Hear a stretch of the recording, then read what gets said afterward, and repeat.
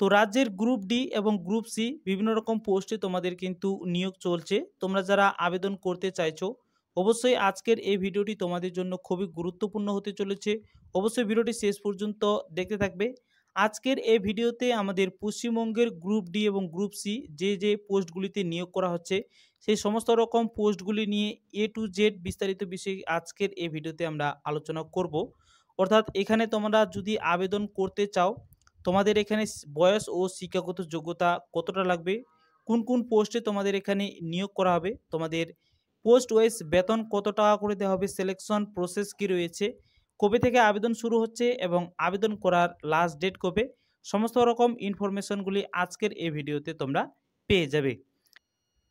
তো অফিসিয়াল বিজ্ঞপ্তিটি আমি ওপেন করলাম। তো এই রিক্রুটমেন্টের ক্ষেত্রে কোন কোন পোস্ট বের করানো হয়েছে, অর্থাৎ কোন কোন পোস্টের ক্ষেত্রে তোমরা এখানে আবেদন করতে পারবে।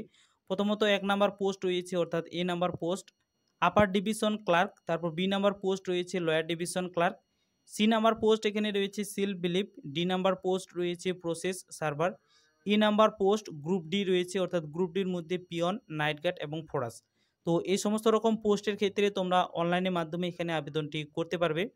কিভাবে আবেদন করবে এবং রিক্রুটমেন্ট প্রসেস কি রয়েছে, এক্সাম প্যাটার্ন, তার সঙ্গে তোমাদের এখানে সিলেবাস অর্থাৎ কোন কোন টপিকের উপর থেকে কোয়েশ্চেন করা হবে, কবে থেকে আবেদন শুরু হচ্ছে, এক এক করে সমস্ত রকম বিষয়গুলি কিন্তু আজকের এই ভিডিওতে তোমরা পেয়ে যাবে। তো অবশ্যই ভিডিওটা তোমরা শেষ পর্যন্ত দেখতে থাকো। এবং পোস্ট ওয়াইজ প্রতি মাসে তোমাদের এখানে কত টাকা করে বেতন দেওয়া হবে, অর্থাৎ তোমরা যদি এখানে চাকরিটি পেয়ে থাকো পোস্ট ওয়াইজ তোমাদের এখানে বেতন কত টাকা করে রয়েছে দেখে নাও। এ নাম্বার পোস্ট রয়েছে অর্থাৎ আপার ডিভিশন ক্লার্ক লেভেল 9 অনুযায়ী মাসের শুরুতে 28,900 টাকা থেকে শুরু করে 74,500 টাকা পর্যন্ত বেতন পেয়ে যাবে।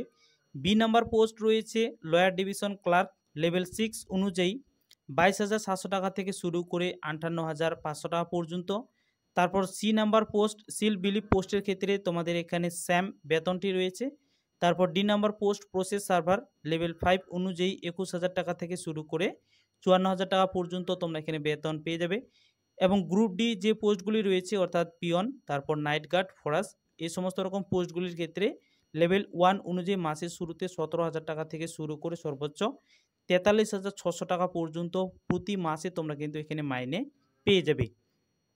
তারপর এখানে তোমাদের রয়েছে এজ লিমিট। তো এই সমস্ত রকম পোস্টগুলির ক্ষেত্রে তোমরা যদি এখানে আবেদনটি করতে চাও তো সেক্ষেত্রে 1/1/2024 অনুযায়ী 18 থেকে 40 বছর পর্যন্ত তোমরা কিন্তু এখানে আবেদনটি করতে পারবে।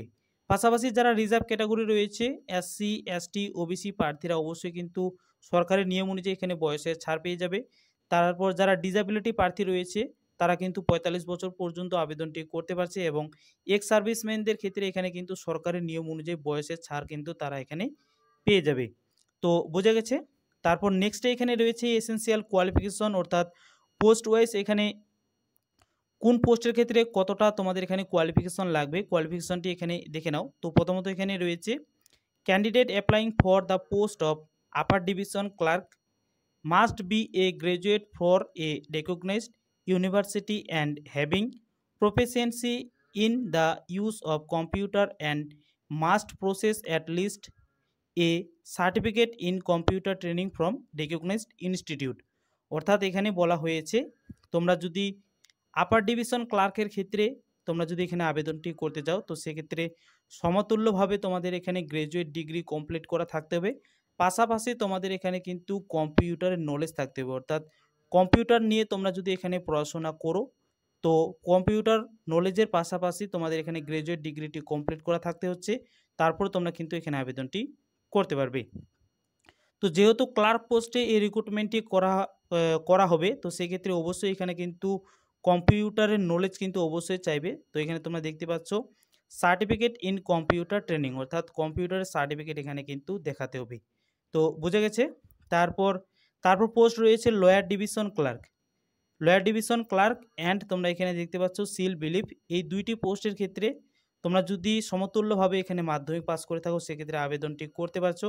তার পাশাপাশি তোমাদের এখানে বলা হয়েছে certificate in computer training from recognised institute, অর্থাৎ স্যাম তোমাদের এখানে বলা হয়েছে তোমাদের এখানে কিন্তু কম্পিউটার নিয়ে পড়াশোনা করা থাকতে হবে, তারপরে তোমরা কিন্তু এখানে আবেদনটি করতে পারছো। তো বোঝা গেছে। আশা করছি সমস্ত রকম বিষয়গুলি তোমরা বুঝতে পারছো। তারপর যে এখানে গ্রুপ ডি পোস্টগুলি রয়েছে, অর্থাৎ তোমাদের যে এখানে পিয়ন, তারপর নাইট গার্ড এবং ফরাস, এই 3টি যে পোস্ট রয়েছে এই পোস্টগুলির ক্ষেত্রে অর্থাৎ গ্রুপ ডি পোস্টগুলির ক্ষেত্রে এখানে মিনিমাম তোমরা যদি মাধ্যমিক অথবা তোমরা যদি এখানে 8 পাস করে থাকো সেক্ষেত্রে অবশ্যই তোমরা কিন্তু এখানে আবেদনটি করতে পারছো। এখানে কিন্তু তোমাদের কোনো রকম কিন্তু সার্টিফিকেট লাগছে না। এখানে আরেকবার জানিয়ে দিচ্ছি, প্রসেস সার্ভার এবং গ্রুপ ডি পোস্ট, এই যে পোস্টগুলি রয়েছে এই পোস্টগুলির ক্ষেত্রে মাধ্যমিক অথবা 8 পাস করে থাকলে তোমরা কিন্তু এখানে আবেদনটি করতে পারবে।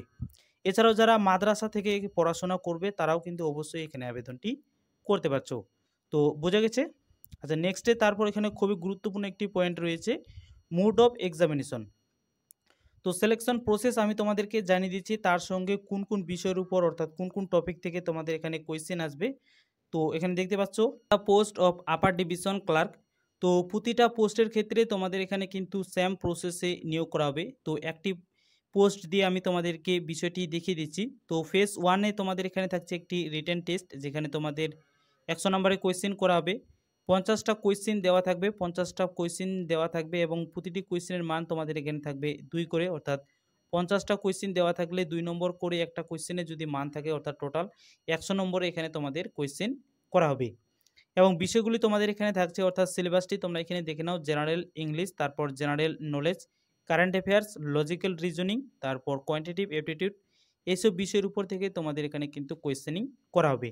এবং তোমরা এখানে সময় পেয়ে যাবে 60 মিনিট, তোমরা এখানে সময় পেয়ে যাবে এক্সামটি দেওয়ার জন্য।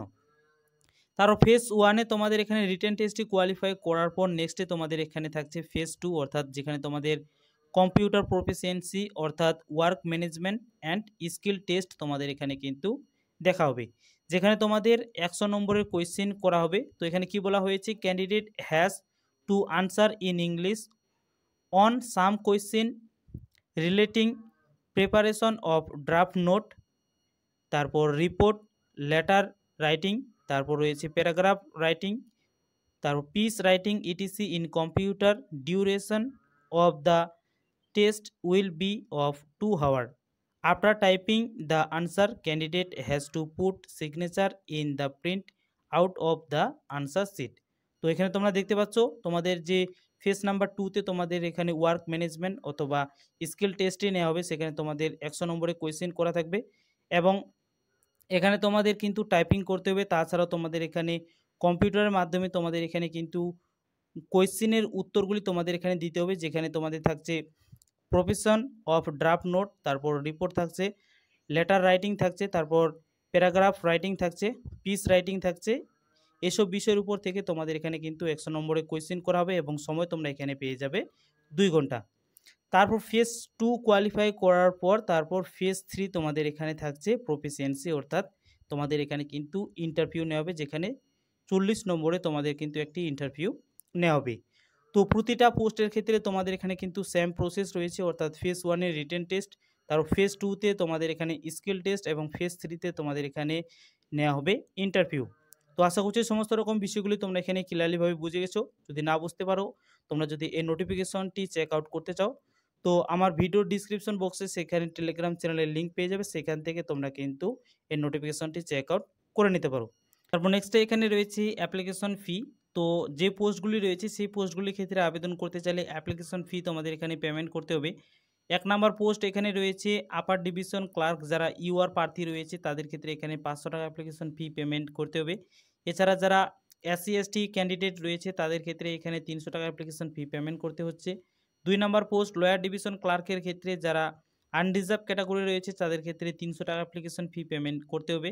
SC STদের ক্ষেত্রে 200 টাকা।